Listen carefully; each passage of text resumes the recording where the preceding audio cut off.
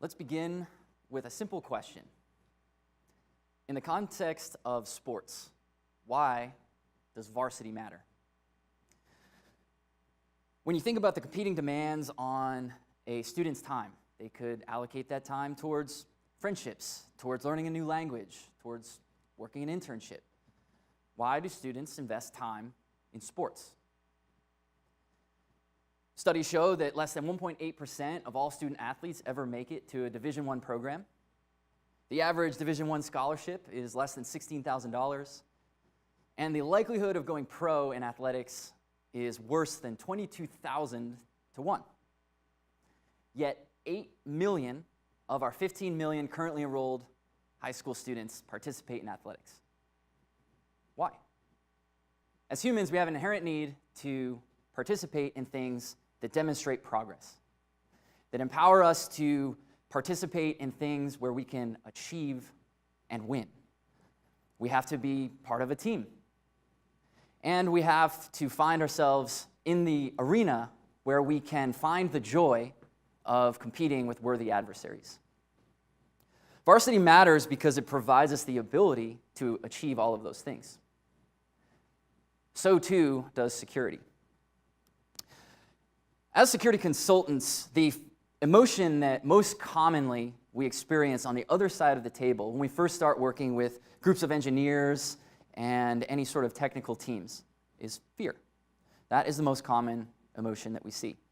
Now, I'm not talking about fear of getting hacked or what keeps you up at night or finding your name in the headlines, but rather fear at a much more human level of finding yourself where an outside party, such as a security expert, is telling you your baby is ugly.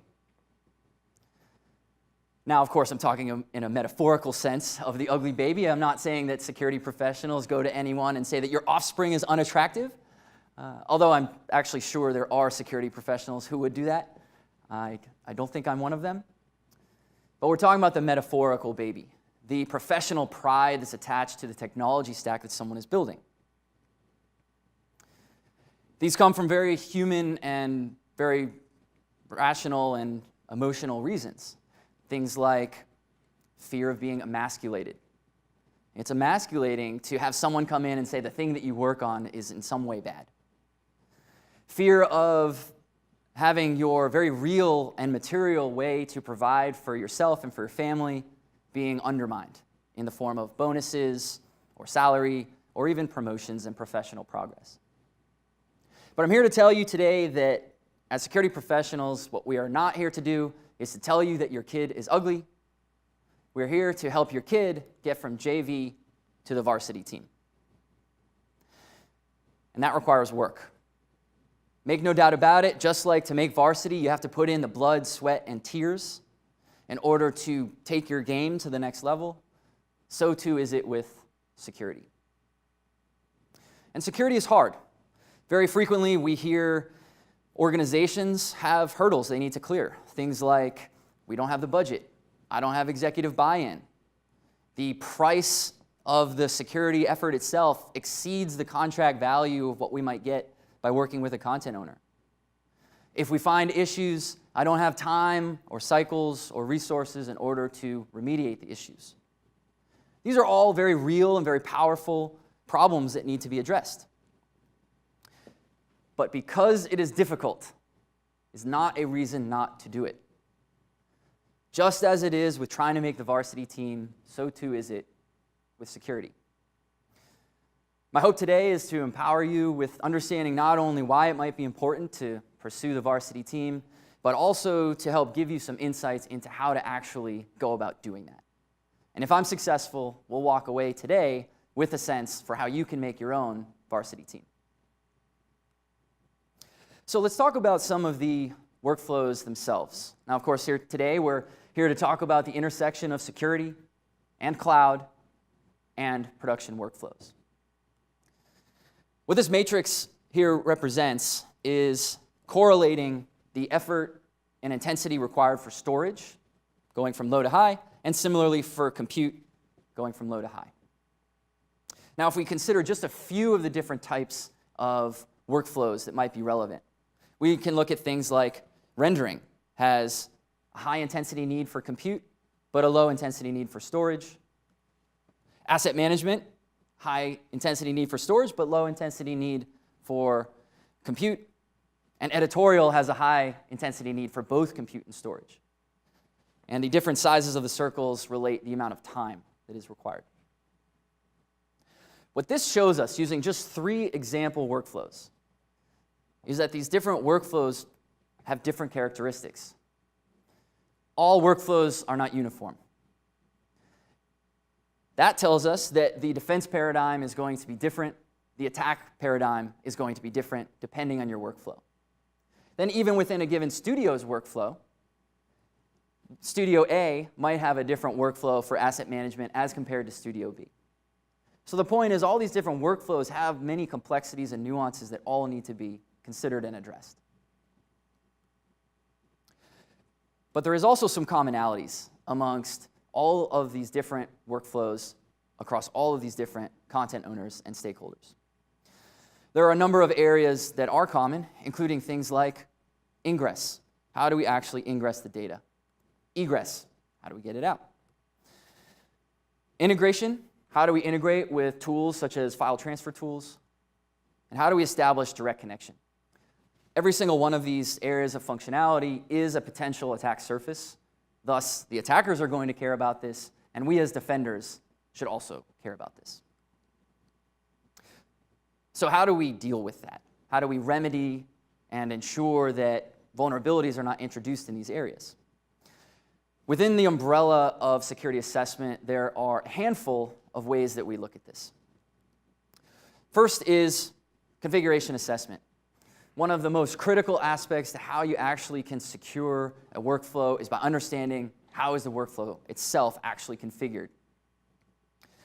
A way to think about this, which is an admittedly very simplified way of thinking about things, but if you think about the platform provided by the cloud provider as the foundation, the concrete slab for a house. It's your job to then build on top of that foundation what your house is going to look like. The provider will give you that slab, whether you're building a house that needs to sustain hurricane force winds, or you're just building a shelter to put your hammock under. But whatever your needs are, how you actually build that on top of your foundation is a critical element. The next piece would be analysis of access control. So actually investigating and understanding how different individuals have access to different types of content or other assets. And all people should not have access to all assets. There are a number of secure design principles at play here, everything from principle of least privilege to separation of privilege. But the idea here is really understanding who has access to what and why, how do you provision that access, how do you revoke it. And then finally, threat modeling. A threat model is an exercise through which an organization understands what is it trying to protect, from whom, and how will the organization be attacked. Threat modeling is one of the core, most critical elements of any security program, and is one of the areas that we see most organizations falter on. So to try to explain it using a sports analogy, we can think about a particular athlete that some of us in the room might know. Now, this particular athlete has a few defining characteristics. He's slow, he's weak, and at this point, he's old. Doesn't exactly sound like the kind of makeup for a first-round draft pick for the NFL, does it? In fact, he wasn't. This particular individual barely earned himself a starting position in college. Though he did make it to the NFL, he was drafted very late in the 6th round, so he could be a backup quarterback. This individual went on to be Tom Brady. 5-time Super Bowl champion, holds virtually every meaningful postseason and regular season record, and is considered by many to be the greatest of all time. So how did he do it? In a league that is defined by speed and strength and youth, how did Tom Brady achieve success and maintain success when he does not possess those qualities? Tom Brady has achieved success because he studies his adversary. He spends a tremendous amount of time thinking about who his opponents are, understanding what their strengths are and what their weaknesses are, and also understanding his own strengths and his own weaknesses, so that he can devise a game plan that enables him to be successful by obfuscating his own weaknesses and leveraging his strengths to exploit his opponent's weaknesses.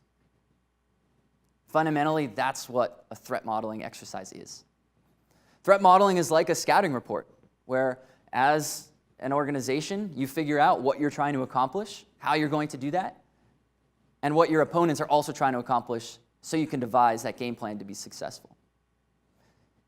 It's worked for Tom Brady over nearly 2 decades in a highly physical athletic arena, and so too can it work for organizations attempting to build world-class security programs. So let's talk about some conventional wisdom.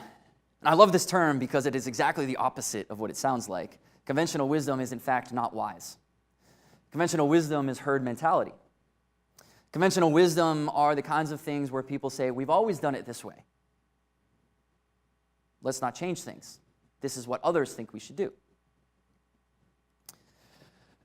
What this very graceful picture is demonstrating is how, up until the mid-1960s, athletes actually attempted to do the high jump. This move is what's known as a belly roll, and the move basically entails jumping over the bar face first. Well, in 1968, a gentleman named Dick Fosberg came to his coach and said, I have a different method. I want to try this. What do you think? And the coach said, it looks weird. It's different. Let's use it maybe as a backup, but let's go with what's working. Let's go with the conventional approaches. It works for everybody. Well, Dick Fosberg chose not to listen to his coach and instead introduced the Fosberg flop. He went on to set the school record. He won the NCAA championship, made the Olympic team, won the gold medal, and set the Olympic record. And of course, forever changed the sport. This is, of course, 60 years later, still how people jump over the high bar. And he did all of this. He achieved all those great levels of success because he literally took conventional wisdom and flipped it on its back. So let's talk about some of the conventional wisdom that exists in this industry.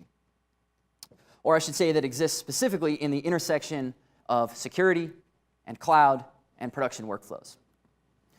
But first, most leaders think that on-premise is easier to secure than cloud.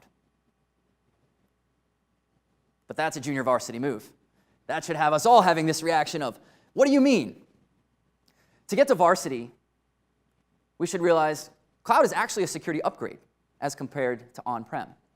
Now, I put an asterisk here because there are some organizations who maybe it won't be an upgrade for, but to be in that group, you would need to invest in the same way that Microsoft, Amazon, Google, and the like are investing in their data centers. We're talking about failovers and redundancies, investing millions in hardware upgrades on an annual basis, even to the point of having armed guards at the data centers. Virtually all companies in the world don't do that. So for companies that are in that category who don't do that, security is definitely an upgrade when you move to the cloud, which can make you feel like this. Conventional wisdom number 2. Many leaders think that using cloud automatically means that you're delivered security. They look at the beautiful security page on whatever cloud provider platform website, and they say, oh, I get all these bullet points of all these great security mechanisms automatically. Well, that's JV move. We should all be saying to ourselves, you don't just get it just because you're using cloud. Instead, to get to varsity, we must realize cloud can be more secure, but only when properly configured. All too often, organizations think that just by deploying in the cloud, they're going to get those benefits. They won't get them unless you actually build properly. But if you do, instead, you can have that great satisfaction of feeling like you made the varsity team. Conventional wisdom number 3. Many leaders think that security is a cost to be minimized. Many leaders think that it is a hoop to jump through, or it's merely an exercise in satisfying a requirement. You guessed it, that is a JV move. Instead, security is actually about sales enablement. And sales enablement is about integrity. By integrity, what I mean to say is that security enables an organization to demonstrate to their current or prospective customers how seriously they take what matters to the customer. We're talking about it in the context of security, but it could be anything. Think as an example for any service provider that you work with in your personal life. A common example might be someone like a mechanic. Most people don't trust mechanics because they feel like mechanics don't have the customer's best interest in mind.